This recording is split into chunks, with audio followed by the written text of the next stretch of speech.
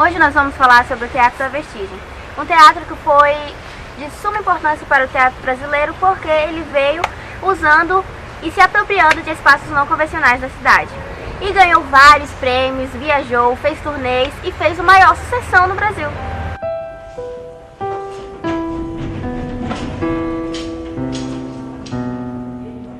O Teatro da Vestigem surgiu no início da década de 90 e teve como suas principais e primeiras obras a trilogia bíblica, em que inclui O Paraíso Perdido,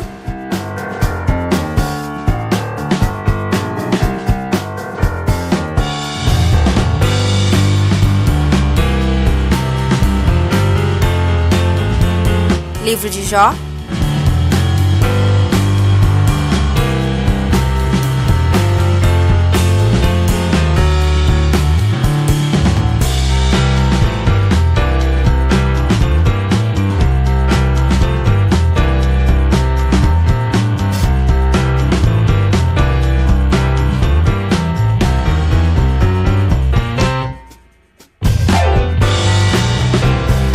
e Apocalipse.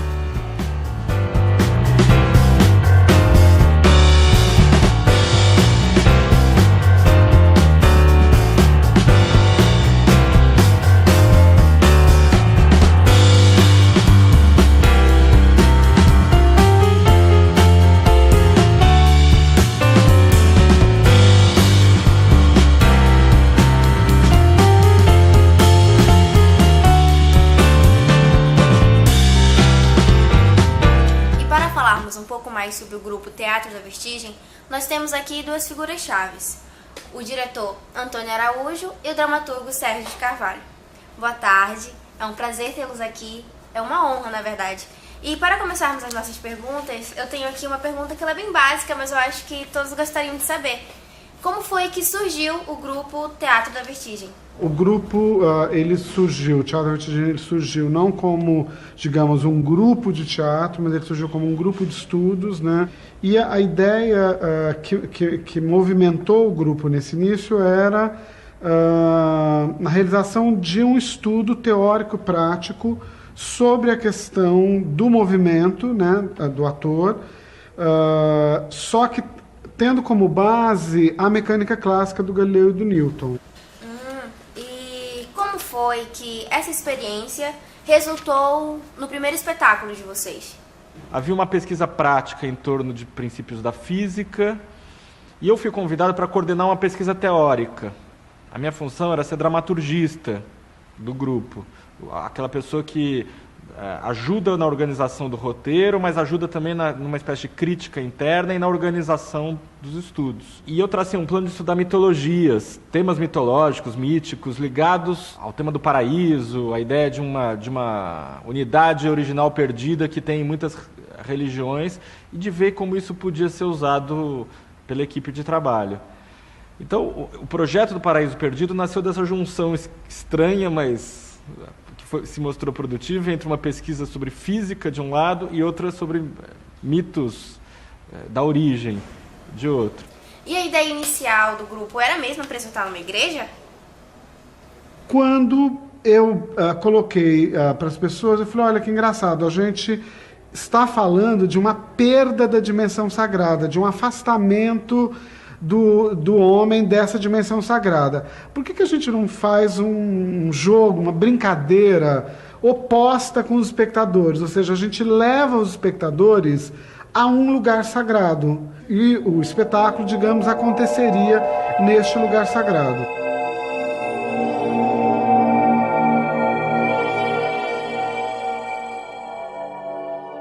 E como foi esse processo? Teve alguma dificuldade em achar a igreja? Como é que foi a aceitação na época? Fomos a todas as religiões, templo budista, igreja protestante, mesquita, apresentando essa ideia de fazer um trabalho dentro de um templo, né? Para nossa surpresa, quando a gente foi conversar com Dom Paulo Evaristo Arnes, que era, né, quem estava à frente da Cúria Metropolitana aqui em São Paulo, era o arcebispo aqui da cidade, quando a gente apresentou o projeto para ele, ele ficou realmente alucinado com o projeto, né?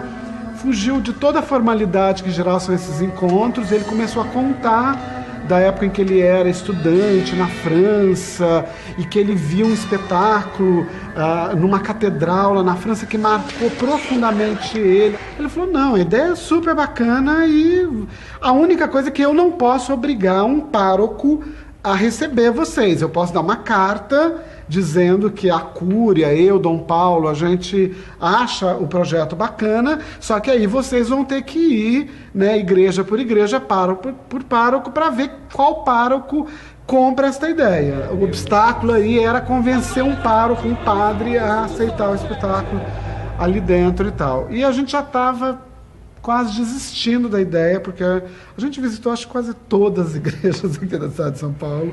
Ninguém queria saber.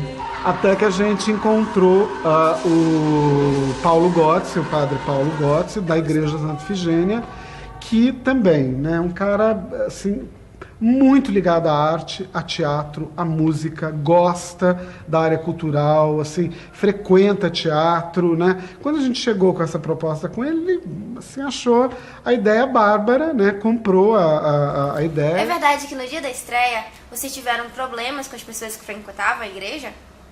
Apareceu um grupo, aí um grupo mais fanático mesmo, assim, né? Esse grupo chegou às 5 horas e não saiu mais, né? E aí eles queriam fechar as portas às 8 horas para a gente poder preparar o espaço para a apresentação. Esse grupo não saía, foi ficando. A gente foi conversar com eles, eles não queriam conversar, eles só cantavam e rezavam. Eles não falavam, cantavam e rezavam, não tinha conversa, né?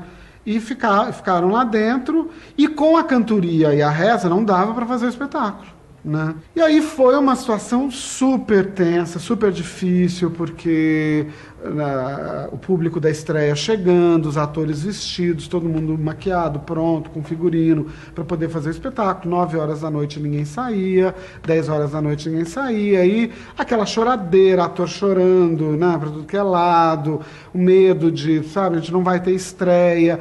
O que foi muito bacana é que os convidados, a maior parte, resolveu comprar assim, a situação lá, e aí as pessoas ficaram dando um apoio para a gente, a maior parte das pessoas ficaram. Para nossa surpresa, quando foi 11h30 da noite, eles pegaram as coisinhas e foram embora, por conta do metrô. Então, o metrô não salvou, o horário do metrô não salvou, eles tinham que voltar para casa por conta do metrô. E aí, com isto, a gente arrumou o que precisava ter arrumado, e o espetáculo estreou 00h30. E como foi o segundo projeto de vocês, o livro de Jó? No Jó, a gente ocupa aí um hospital abandonado ali próximo da Avenida Paulista, né? Num momento de um caos na área de saúde, em 95, quer dizer, você tinha fotos e mais fotos em jornais, assim, de corredores de hospitais abarrotados, gente sendo operado em corredor de hospital, né, gente dando à luz em corredor. Era uma situação bastante crítica que a gente vivia aqui.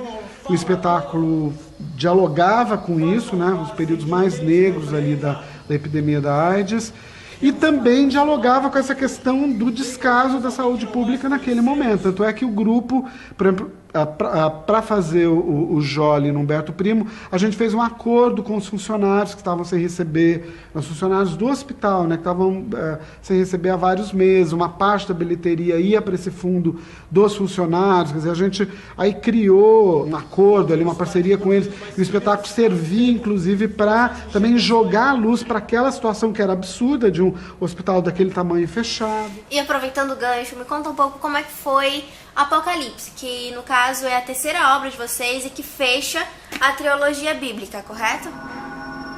No Apocalipse a gente vai aí para um presídio, né, na Zona Leste. Na verdade, a ideia original do Apocalipse, que acabou não se realizando, era fazer no próprio Carandiru, mas depois de inúmeras negociações, acabou não sendo aprovada a apresentação do espetáculo dentro do Carandiru. Isso a gente já trabalhando no Carandiru 1 ano, né, com os presos, e a ideia é que eles participassem do espetáculo, mas, enfim, depois de muitas negociações não conseguimos a liberação do espaço.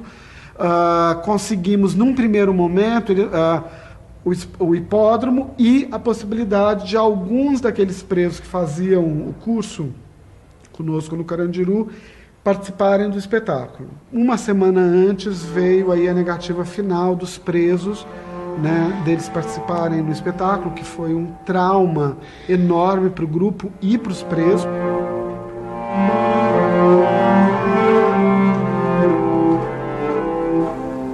E na sequência, o que vocês fizeram? Na sequência, a gente fez aí o BR-3. A ideia era trabalhar no Rio Tietê, né, num trecho de 14 quilômetros do Rio Tietê, num trecho urbano ali, né, começava no Cebolão e ia até a entrada ali para Bandeirantes. Imaginar uma peça em 14 quilômetros de céu aberto, né, dentro de um rio ali com 5 embarcações, né, quer dizer, a logística disso, né, a produção disso é uma coisa complicadíssima, assim.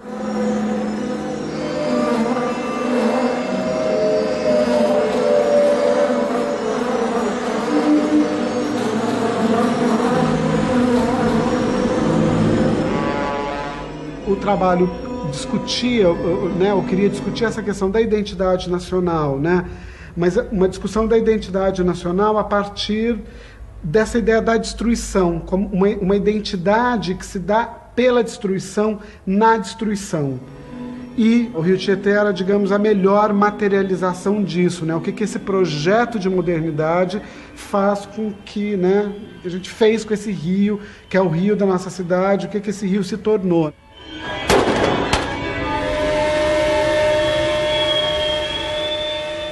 Paraíso Perdido, que foi o primeiro espetáculo, ficou em cartaz 8 meses consecutivos e ainda participou de festivais nacionais, ganhando vários prêmios. Entre eles, o prêmio de melhor iluminação, melhor pesquisa de imagem.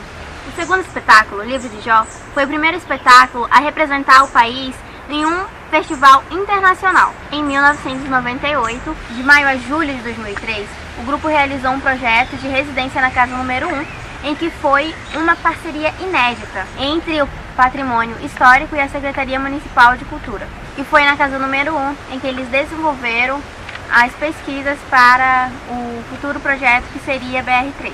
Em 2004, iniciou-se as pesquisas de campo num bairro de São Paulo chamado Brasilândia, onde foi oferecido oficinas gratuitas aos moradores.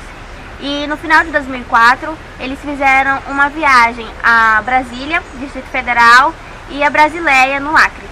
Tudo isso como parte do processo de construção do BR-3. Em 2005, um grupo peruano chamou o Teatro da Vestigem para participar de uma ocupação de espaço de um hotel abandonado no Peru. E quando eles voltaram, eles retornaram as pesquisas para o BR-3, que veio estrear em 2006, no mês de fevereiro, no Rio Tietê. No mesmo ano, ao convite do Itaú Cultura, eles realizaram a instalação de subtextos e performances participando da exposição Primeira Pessoa. Em janeiro de 2007, estreou Histórias de Amor, que foi um espetáculo vinculado à trajetória do grupo de 15 anos. A peça realizou várias temporadas em teatros de São Paulo e ainda também para outras cidades. Em outubro de 2007, o grupo reapresentou BR-3, participando do festival Rio Cena Contemporânea, e o espetáculo foi adaptado para a Bahia Guanabara.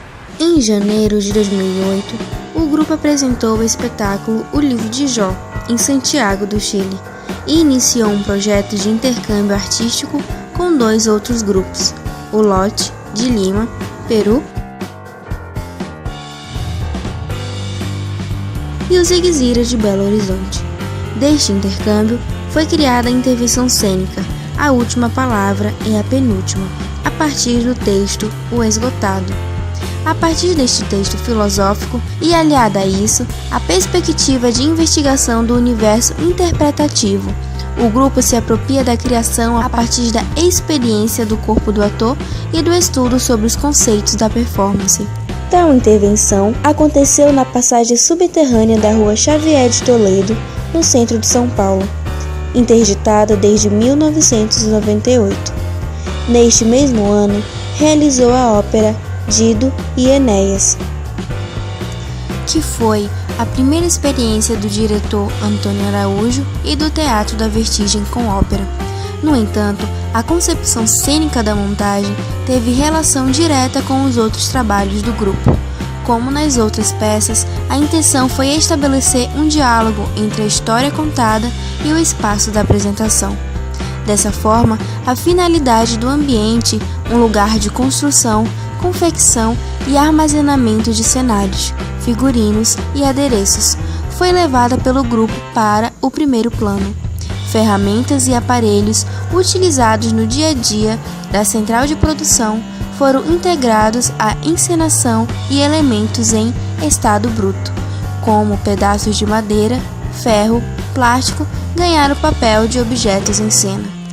No ano seguinte, em 2009, a obra O Castelo serviu de inspiração para o próximo projeto do grupo, Castelo, estreando em 2010 no prédio do Sesc da Avenida Paulista.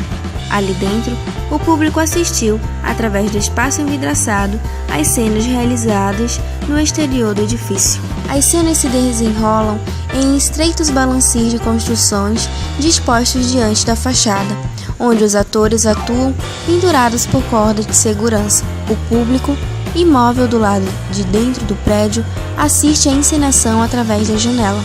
Incapacitado de tomar parte da ação, contempla o seu desenrolar de maneira passiva. Sua imobilidade aproxima os espectadores da perspectiva dos personagens de Kafka, que, incapazes de interferir de maneira efetiva na realidade que os rodeia, assistem o seu próprio destino ser decidido às suas costas.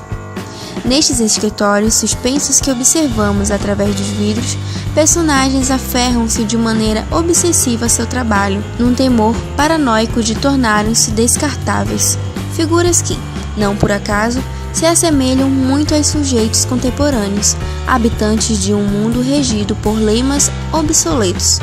Enquanto a revolução microeletrônica faz com que a produção de riqueza desvincule-se cada vez mais do uso de força de trabalho humano, o trabalho, cada vez mais escasso, continua a ser progressivamente enaltecido. Outro aspecto contraditório intrínseco ao lema do trabalho já havia sido enunciado por Kafka.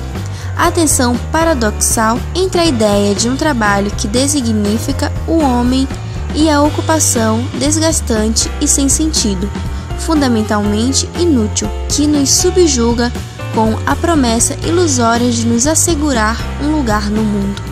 Ainda em 2010, após a estreia da versão filmada e do documentário sobre o espetáculo BR3, o grupo iniciou seu projeto mais recente, ainda em andamento, sobre o bairro do Bom Retiro. Este trabalho tem como ponto de partida o desejo de fazer do espaço urbano um campo de experimentação artística.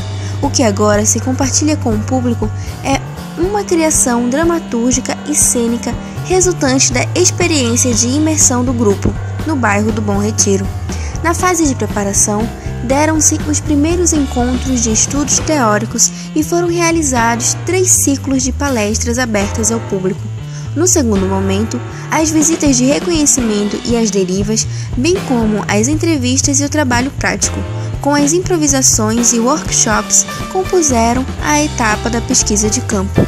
Tal percurso foi revelado e simultaneamente delineado os principais eixos de investigação do trabalho: a moda, a imigração, o consumo e as relações de trabalho no contexto desse bairro, que se destaca por exercer, ao longo de sua história, o papel de uma significativa porta de entrada da cidade. A área geográfica que, além de ser um lugar de passagem, se singulariza pela combinação e tensão entre as diferentes etnias que aqui permanecem e habitam, sobretudo judeus, coreanos e bolivianos. À medida que se intensifica a vivência do grupo no bairro e essa experiência ganhava expressão em material cênico, tal fricção produziu esboços de personagens, imagens e situações que criaram o substrato dramatúrgico a ser desenvolvido na confecção do texto. Neste espetáculo, que ao mesmo tempo é intervenção e deambulação cênica, o público se deslocará pelo bairro. Paralelamente a este trabalho, o Teatro da Vestigem realizou a intervenção cênica Malmismo, no bairro da Bela Vista, local de sua sede, e também convidou jovens diretores para a realização do projeto Leituras Encenadas. No primeiro semestre de 2011, o grupo iniciou a etapa prática da pesquisa sobre o Bom Retiro, em loco, na oficina Oswald de Andrade, visando a criação dramatúrgica. Realizou em sua sede o projeto Novos Encenadores, convidando jovens diretores para realizarem experimentos cênicos. Também, entre junho e julho de 2011, realizou a peça Cartas de Despejo em sua sede e a intervenção Cidade Submersa, no terreno da antiga rodoviária do bairro da Luz, no centro de São Paulo.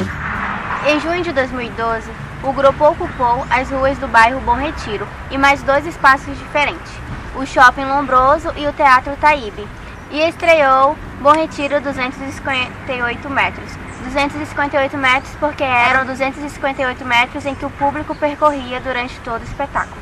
E a convite do Teatro Municipal de São Paulo, o grupo montou a ópera Orfeu e Eurídice, apresentado na Praça das Artes. Em 2014, o grupo se prepara para uma nova criação no âmbito do projeto Villes en Scène, proposto pela Comissão Internacional de Cultura e realizado pelo Teatro Nacional da Bélgica e pelo Festival de Avignon.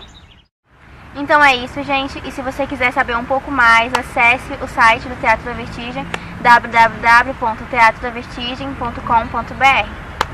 Obrigada, até a próxima!